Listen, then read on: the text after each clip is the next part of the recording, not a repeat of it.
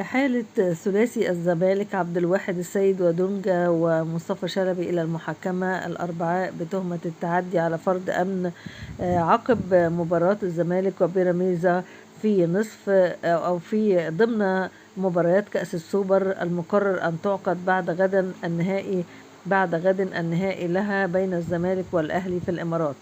محاولات جرت لاحتواء الأمر، ويقال أن وزير الشباب ربما يحضر المباراة النهائية يوم الخميس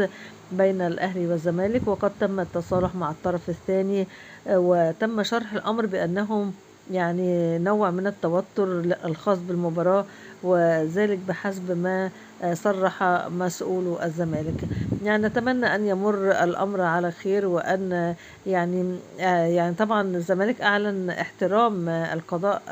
الإماراتي، وأيضا يعني تم التفاهم مع الطرف الثاني يعني وتبرير الأمر بأنه كان انفعال، وننتظر أن يمر الأمر على خير، نستمتع بنهائي كأس السوبر بين الأهلي والزمالك في الإمارات يوم الخميس بإذن الله.